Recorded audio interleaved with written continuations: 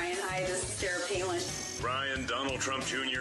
Hogs to win, see ya. Hey, everybody, I want y'all to check out a fellow Marines podcast. My name is Ted Nugent, and I got a call from my buddy Ryan F. Samuels, and he wants me to tell you that he's a working hard, playing all-American son of a who is celebrating God, family, country.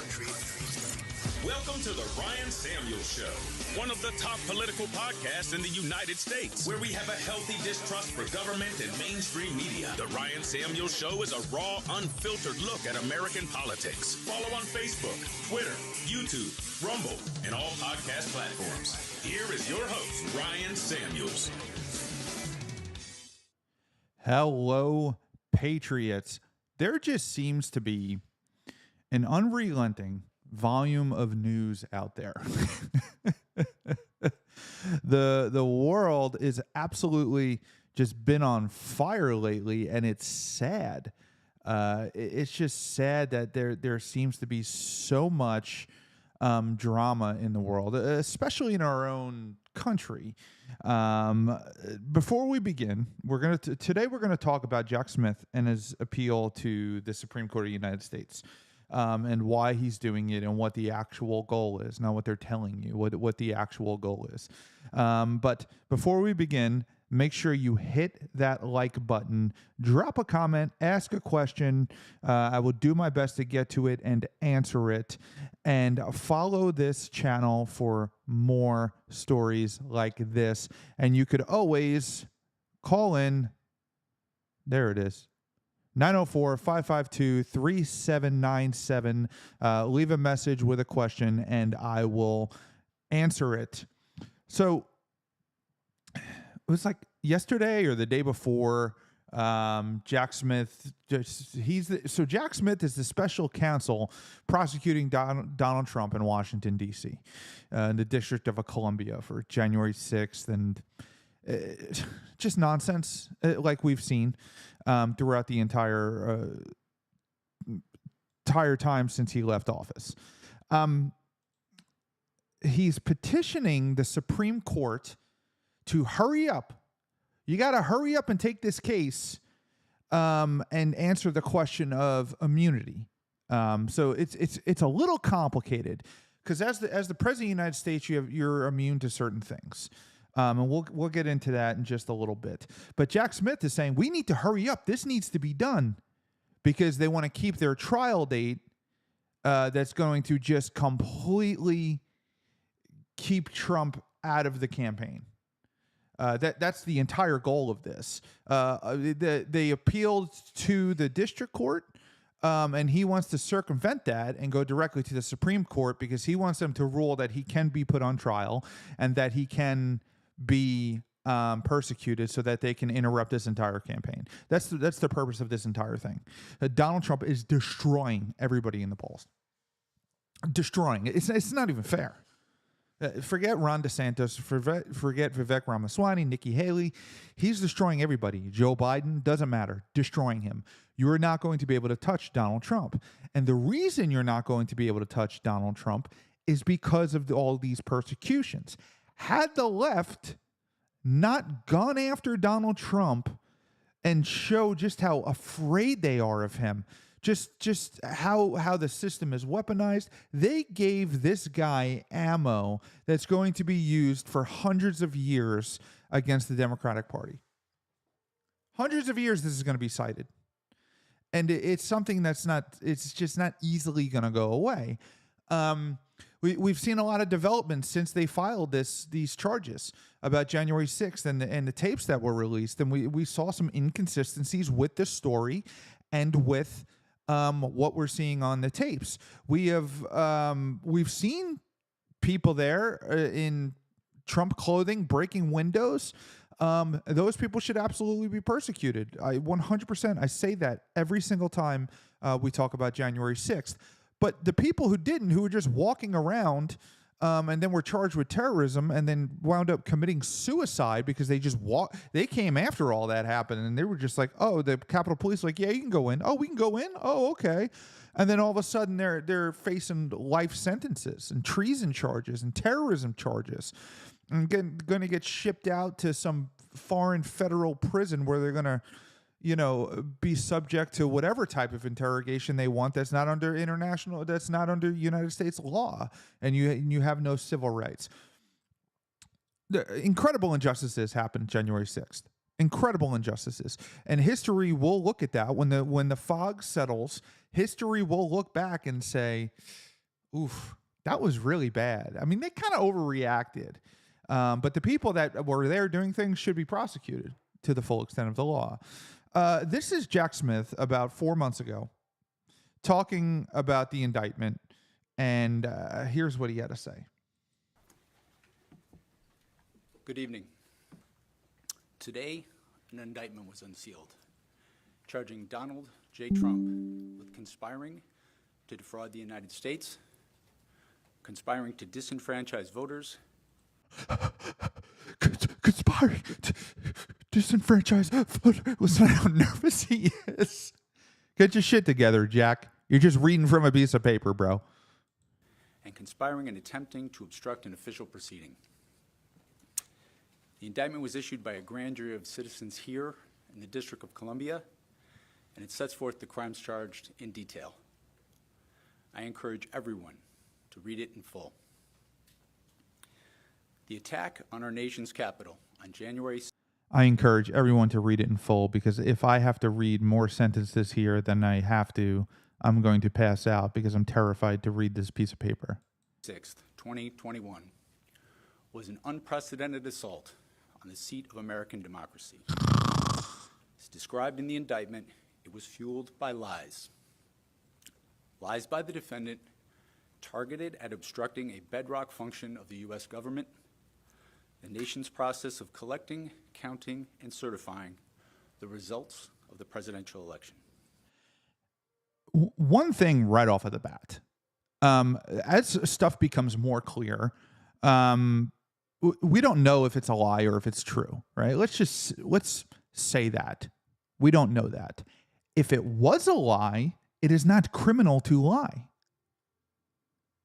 It's not a crime to lie. You can lie all you want. That's freedom of speech. You're allowed to lie. So you're going to persecute somebody because they didn't tell the truth? Every lawyer in America is going to be subject to federal incarceration then. The men and women of law enforcement who defended the U.S. Capitol on January 6th are heroes. Oh, Jesus Christ.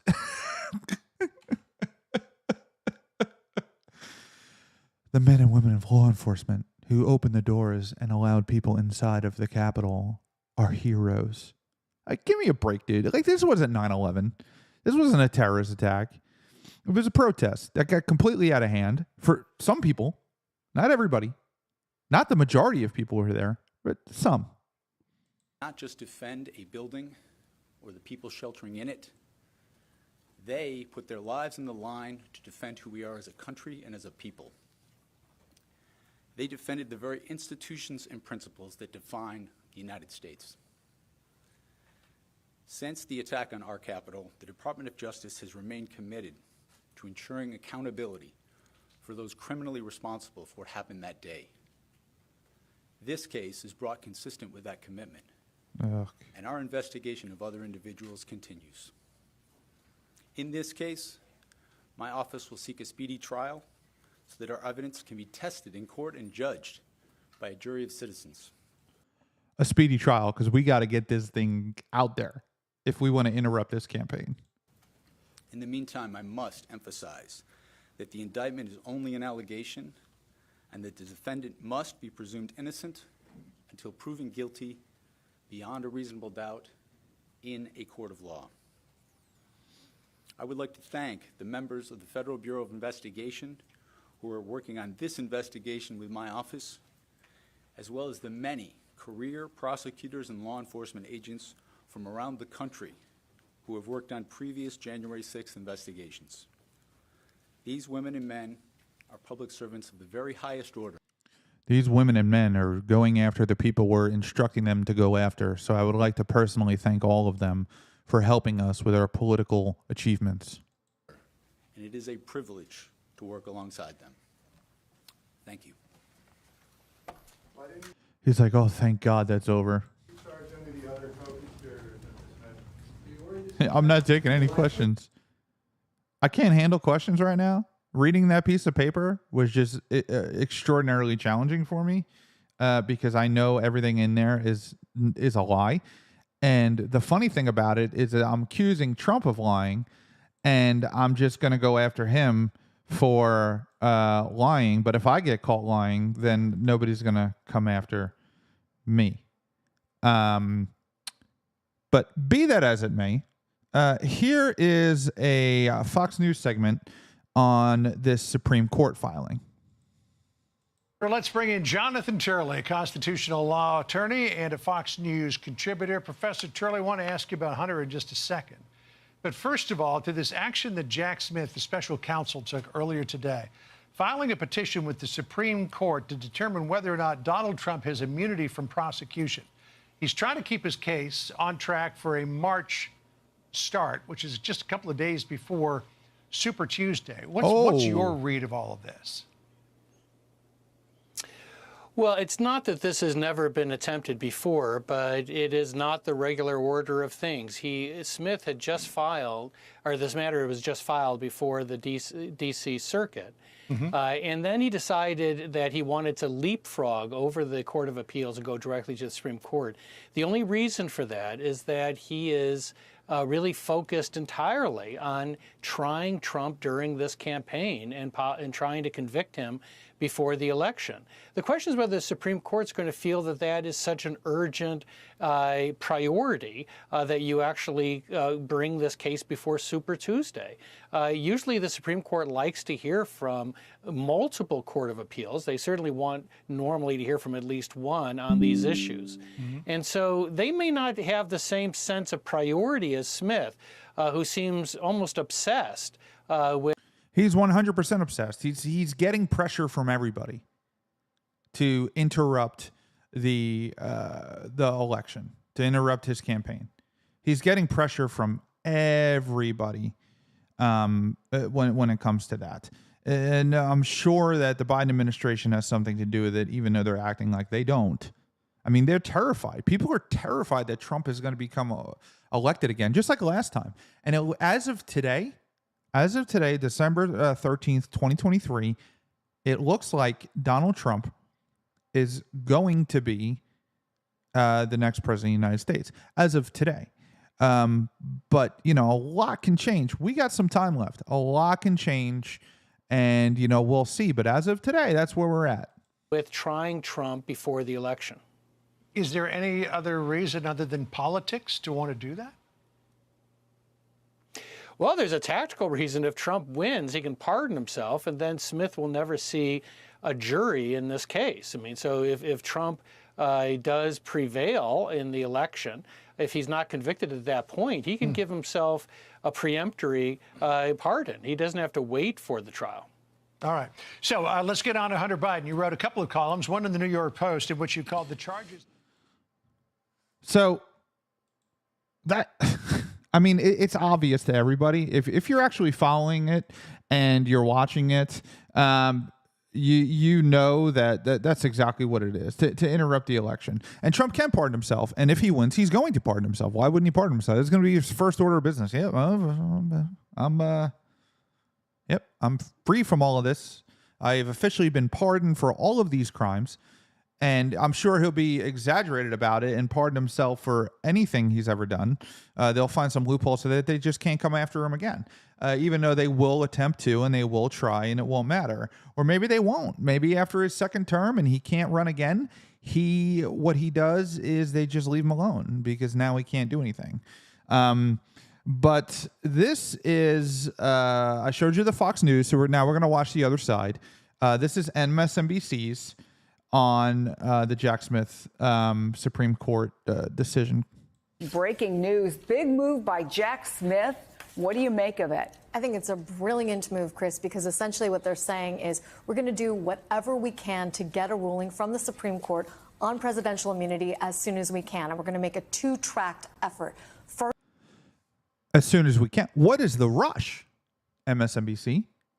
What's the rush? Why so, whoa, this has got to happen now. First, we're going to ask the Court of Appeals to expedite its briefing schedule, but we're not going to wait for them. In the meantime, we're going to ask the Supreme Court for what's called certiorari before judgment. It's a very rare procedural move where you essentially get to leapfrog the Court of Appeals. My friend Steve Vladeck, who's a law professor at the University of Texas, has written extensively about this. And I asked him, how many times has this been used in recent years versus historically? It was granted 0 times between August 2004 and February of 19, but 19 times since February of 2019. It became a popular procedural maneuver during the Trump years. Here you see the special counsel using it against the same allies that were essentially the big benefactors of this mechanism during the Trump years. Oh, you got them. They can't wait. It has to be done now. They can't wait for the lower court to make the decision and let the normal procedure play out, because then if Trump gets reelected, then the whole point of indicting him is gone. God, I really want to see Donald Trump just win and pardon himself and watch people's heads implode for no other reason. Just to watch the left slowly melt down and die inside. Slowly die inside. But this is the world that we live in. This is it. We have officially become a banana republic. And the left is using the legal system to attack the right, and the right is going to use the legal system to attack the left. And we've gone to a point since the Patriot Act where you really can't stop it. I mean, it's just the natural evolvement of things when you give the government too much power. And that's what we did with the Patriot Act under George Bush. I mean, the Patriot Act was used entirely against Donald Trump. It was initially used to circumvent the civil liberties of terrorists. Now, if you're a soccer mom who goes to a school board meeting, you're labeled as a domestic terrorist. As we talked about on the show, if you're a traditional Roman Catholic, you're a domestic terrorist, according to the FBI. That document is on my website at ryanfsamuels.com, leaked from the FBI. I have a copy of it on my website, and read it for yourself. They're targeting Catholics because of one reason: their religion.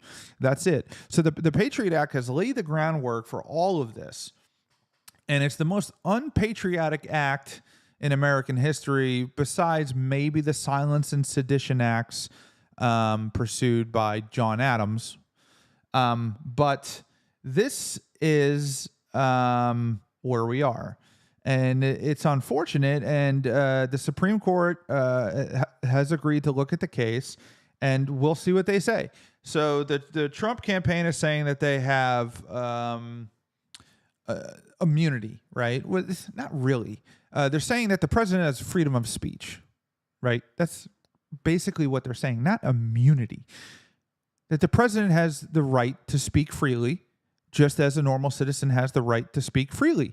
You can stand on a street corner and preach your God to the world. And if somebody listens to you and takes that and then reads the Old Testament and wants to go out and kill something or sacrifice a human because they're out of their mind, you're not responsible for their actions, because you have the right to speak freely. You have the right to worship your God and your religion and say what you want to say without fear of repercussion. These are rights that are given to you by your Creator. Whether you're secular, they come from your humanity. If you believe in God, they come from God. They become yours because you're a human being. And this is where we're losing everything and everybody. The country is no longer the land of the free. I mean, there are countries out there that are way more free than the United States is. And think about that. Think about how sad that is, that we've come to a place where in order to stop an election, we're gonna persecute somebody criminally. Let's listen to this Fox Business segment on the Trump team, on the proceedings. We welcome back former Deputy Assistant Attorney General and UC Berkeley law professor John Yoo. John, this is wild stuff, John, as we were just talking about. What do you make of all this? It's about getting the trial started, the fight over that. It's supposed to start March 4th, 2024. The special counsel wants to start it immediately. He's asking the Supreme Court to rule on that against the president's immunity claim. Trump's saying, no, you're interfering with the election for 2024. Liz, this is an example of how the special counsel and the judge here want to take this decision. What do people think of what President Trump did back on January 6, 2021, take it out of the ballot box and try to decide it in the courtroom?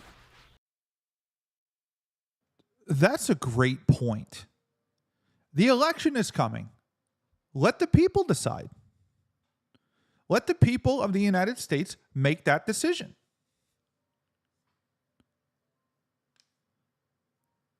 They already know that that decision has been made by the American people. And they don't like the decision that the American people have made because he's dominating the polls. So they have to take it out of their hands. That's what tyranny is. They don't agree with what you as citizens want or what you as a citizen want. They agree with what they want.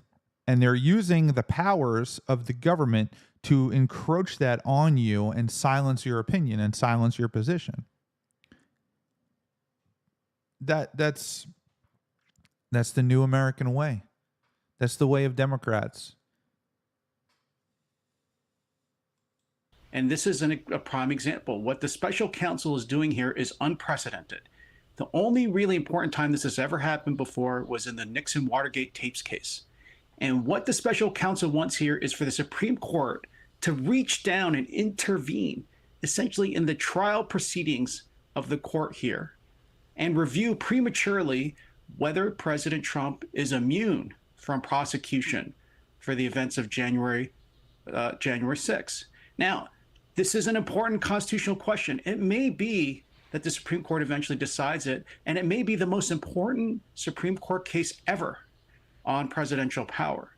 But what the special counsel doesn't explain in his petition is why that has to be rushed. Why take this case out of the normal procedures? Why prevent the intermediate appellate court from deciding this? So, John, we know why. We've done nothing but talk about it since we started this show, but it's obvious. It's obvious. It's crystal clear, and for me, looking at it, it brings the question of the whole validity of the case. Like, is any of this true, or is all of this just trumped up in order to be in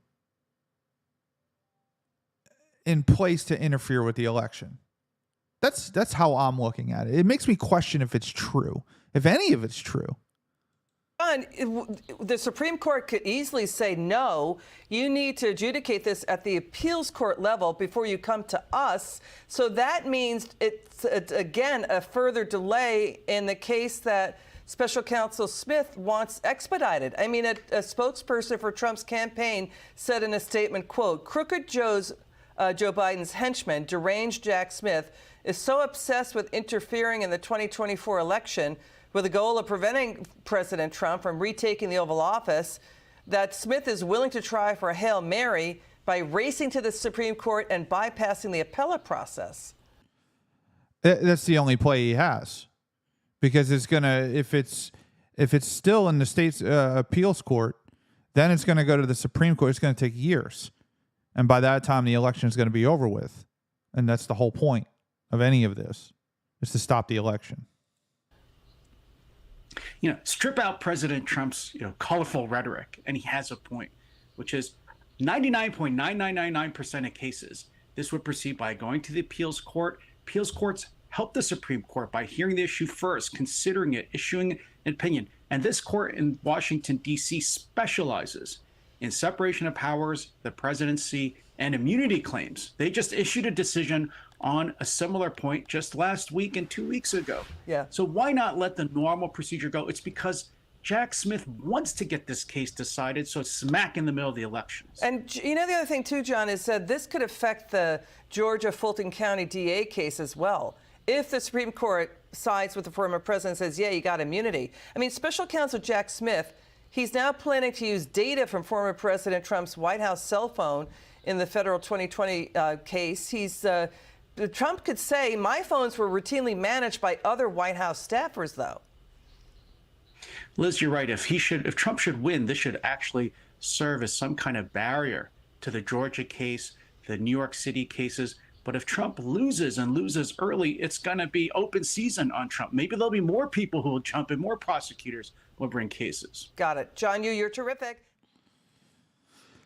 Well, I mean, he's got a point, a pretty good one, that if Trump wins this case, then what we're going to have is like all these other cases are just going to be dropped. There's going to be nothing to stand on, because if they rule that he does have certain immunities, right, then he is going to just ruin everybody else's cases. So here, oh God, it's just, it's ludicrous. Here's an article from CBS News. Let me zoom in here. Let me do the old routine zoomy and see what I can get over. All right. Special counsel Supreme Court to decide whether Trump is immune from federal prosecution. Zoom in a little more. Washington. Special counsel Jack Smith has asked the Supreme Court Monday to swiftly decide whether former President Donald Trump is absolutely immune from federal prosecution for crimes allegedly committed while he was in office.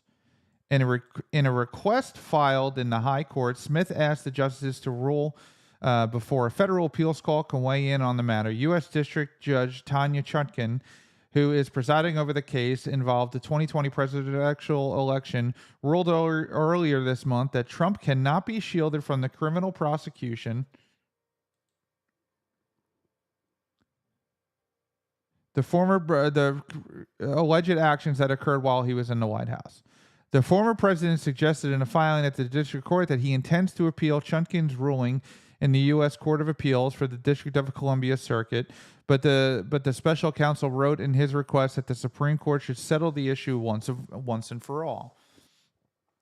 It is an imperative of public importance that respondents' claims of immunity be resolved by this court and that respondents' trials proceed as promptly as possible if his claim of immunity is rejected, Smith wrote. Respondents' claims are profoundly mistaken, as the district court held, but only this court can definitively resolve them.